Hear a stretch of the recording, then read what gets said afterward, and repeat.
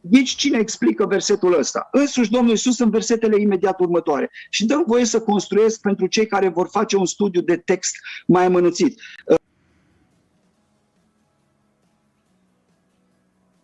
Da, am să te rog să repeți pentru că nu s-a auzit. Da.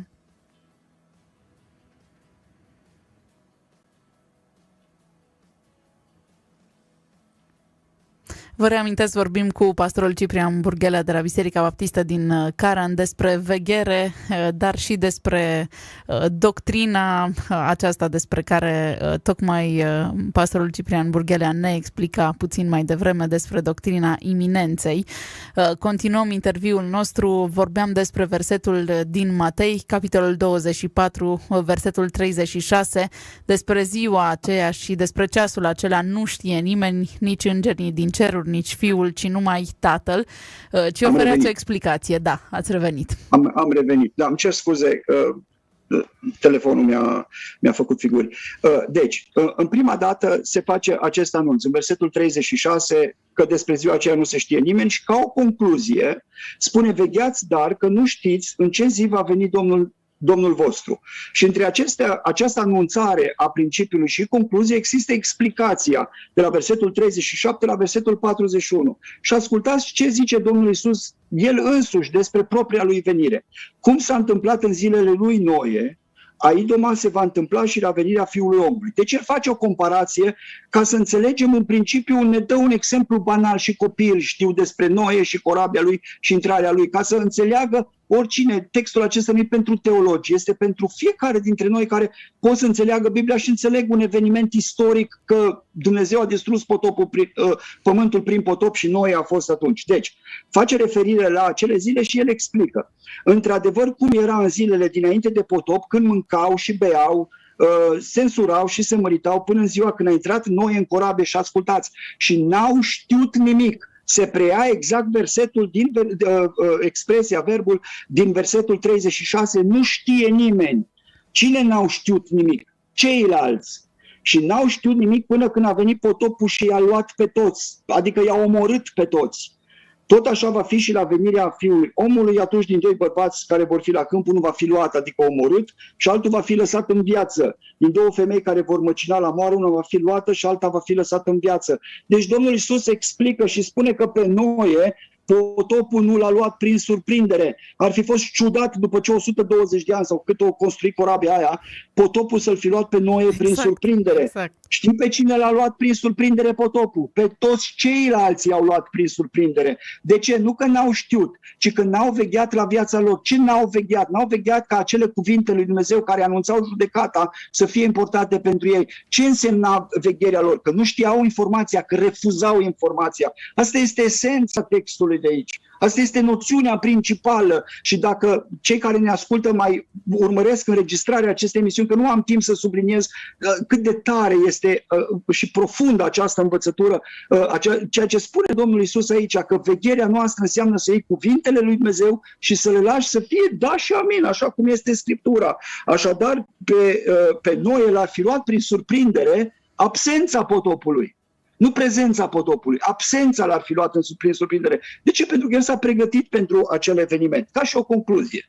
Nu-i concluzia mea, e concluzia din 2 Tesaloniceni, capitolul 5, la versetele 1-6.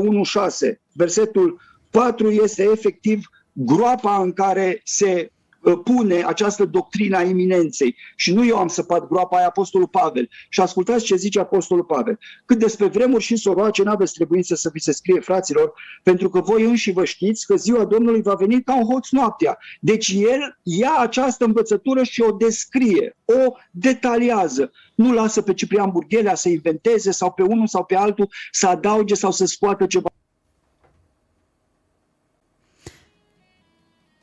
Ce înseamnă această învățătură? Când vor zice ceilalți, când vor zice pace și liniște, atunci o prăpădenie neașteptată va veni peste ei, ca durerile nașterii peste femeia însărcinată și nu va fi chip de scăpare. Dar voi, fraților, nu sunteți în întuneric pentru ca ziua aceea să vă prindă ca un hoț.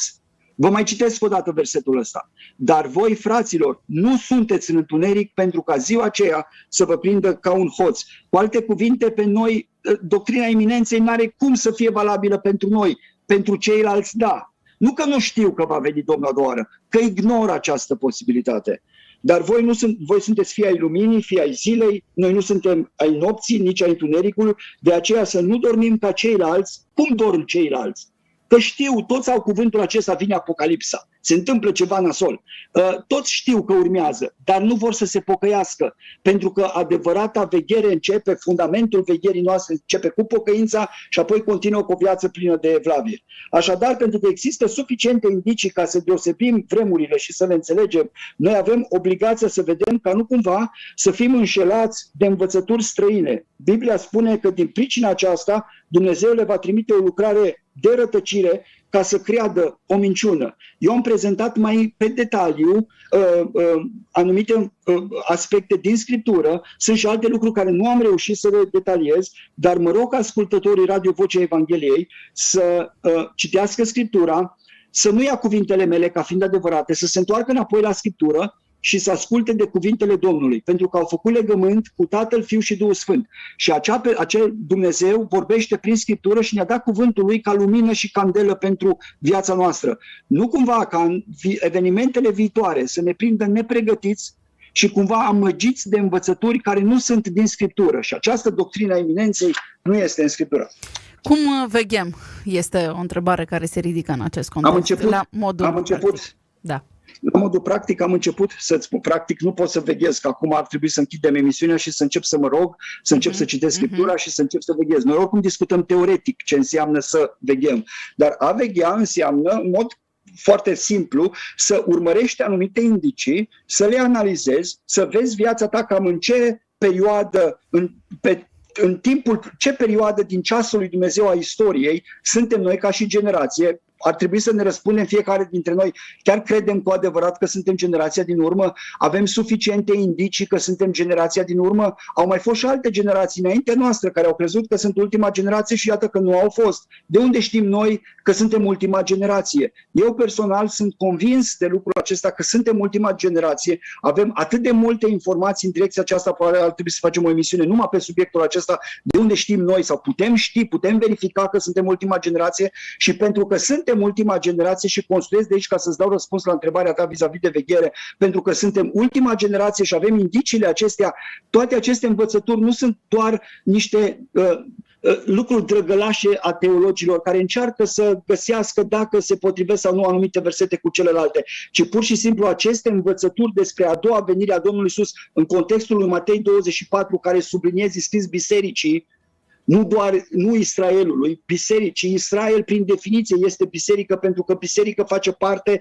toți cei născuți din nou, iar profețiile din Romani spune că în vremurile din urmă tot Israelul va fi mântuit, adică tot Israelul va deveni biserică, pentru că biserica începe cu Israel. Avem noi o paranteză în care avem vremurile neamurilor, până când numărul neamurilor va fi împlinit pe deplin și apoi tot Israelul va fi mântuit, adică va deveni și el biserică. Nu poți să spui că o parte din biserică este răpită la cer și cealaltă parte, Israelul născut din nou, adică tot biserica, că la Rusalii tot în Israel s-a pogorât Duhul Sfânt, deci clar și ei vor fi biserică. Nu poți să spui că o parte din mireasă e în cer la nuntă și cealaltă parte nu e la nuntă. N-ai cum să faci așa ceva. Așadar, pentru că suntem, și Matei 24 prezintă anumite evenimente, inclusiv una dintre rugăciuni cele mai ignorate din bisericile noastre. Ne învață Domnul Iisus o rugăciune și noi nici nu ne rugăm. Rugați-vă ca fuga voastră să nu fie într-o zi de iarnă sau într-o zi de sabat. Păi câte biserici știi tu că ți-au rugat rugăciunea aceasta? Dar nu că nu pentru noi, este pentru cei din Iudeia, că așa zice acolo. Vreau să le fac cunoscut tuturor ascultătorilor noștri că Iudeia și Israel nu e același lucru. Israelul de astăzi nu conține Iudeia istorică. Iudeia istorică aparține de autoritatea palestiniană în momentul ăsta. Așadar, nu avem voie să facem afirmații care depășesc mai mult cadrul versetelor. Noi toți care citim Scriptura știm că urmează vremuri grele și Biblia spune să ne pregătim pentru ele. Cum? Odată ne lăsându-ne să fim luați prin surprindere și pregătindu-ne cu inima, veghind la viața noastră ca nu cumva să fi fost înșelați, să fi ajuns să cred în niște învățături înșelătoare, niște nădejdi care nu există în Scriptură, un fel de basme inventate de John Darby, de exemplu, și predicate de ceilalți și în Scriptură nu apar aproape deloc. Textele care se referă la răpirea bisericii înainte de necazul cel mare sunt maxim posibil interpretabile în felul acela. Dar nu există un verset în care să spună clar, înainte de necazul cel mare va fi biserica răpită. Ci există verset că după necaz va veni Hristos și va aduna pe aleșii săi din cele. După avem verset, dar înainte nu avem verset.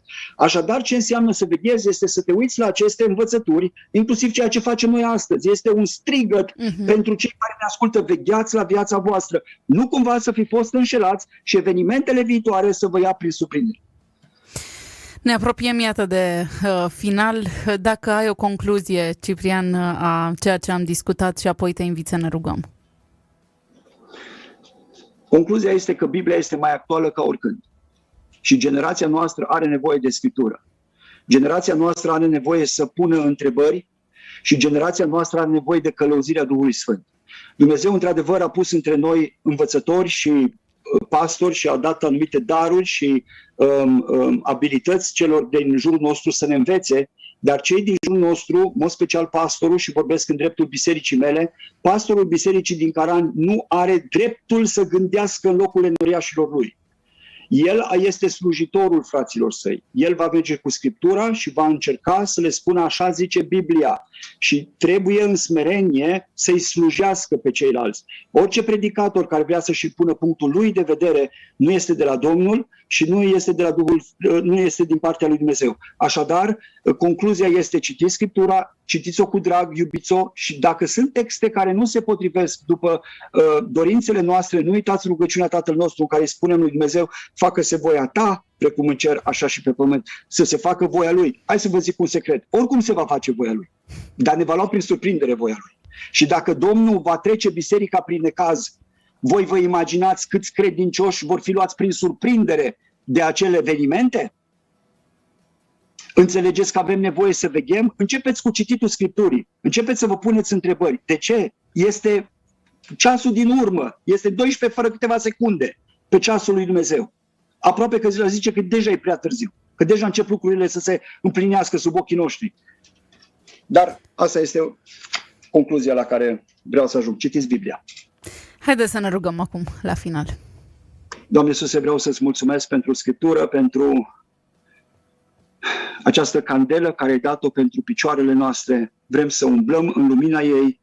Te rugăm să ne păzești de duhuri înșelătoare. Vrem să te iubim cu desăvârșire. Orice ai planificat pentru noi, știm că toate lucrurile lucrează împreună spre binele celor ce te iubesc pe tine. Și când spun toate lucrurile, spun inclusiv cele care sunt neplăcute nouă. Noi, în îngânfarea noastră, am ajuns să numim lucruri bune cele care sunt plăcute nouă și lucruri rele cele care sunt neplăcute nouă. Lucrurile sunt bune doar acelea care tu le numești bune și rele sunt acelea care tu le numești rele. Și dacă tu vei numi bun suferința noastră, Doamne, stăm înaintea ta și ne închinăm înaintea ta. Prin suferințele tale noi suntem mântuiți. Așadar, suferința nu este un lucru rău. Și vreau să-ți mulțumesc pentru felul tău înțelept, blând și gingaș în care îți conduci biserica și îmi conduci și viața mea. Mă rog pentru ascultătorii Radio Vocea Evangheliei și pentru toți aceia care vor urmări această emisiune înregistrată pe internet. Doamne, dă-ne o inimă care să te iubească cu desăvârșire. Mă rog prima dată pentru inima noastră. Și apoi, Doamne, dă-ne o minte deschisă ca să putem să înțelegem exact cuvintele tale. Suntem bulversați de informațiile din jurul nostru și îți mulțumim că Biblia este suficient de clară încât eu personal și cu Biblia în părtășie cu tine pot să ajung la înțelesul pe deplin al Scripturii. Mă rog pentru frați, în mod special pentru bărbați, pentru că ne stau înainte decizii importante în viața noastră, să fim bărbați puternici în această generație și să luăm decizii bune pentru familiile noastre. Și mă rog și pentru surori să le dai înțelepciune ca să susțină pe bărbații lor, să fie alături de bărbații lor în deciziile grele care va trebui să le ia pentru familiile lor. Te rog, Doamne, să binecuvintezi și postul de Radio Vocea Evangheliei, dă-le putere și curaj ca să rămână acolo în online și să poată prezenta cuvintele tale, pentru că știu ce presiuni face Satan asupra mediului online ca să ne bage pumnul în gură și să nu mai spunem cuvintele tale. Te rog să-i binecuvintezi pe toți cei care lucrează acolo, să-i protejezi, la fel pe toate celelalte instituții de media din zona noastră, din țara noastră, Doamne, păzește-le și protejează-le și facă-se voia ta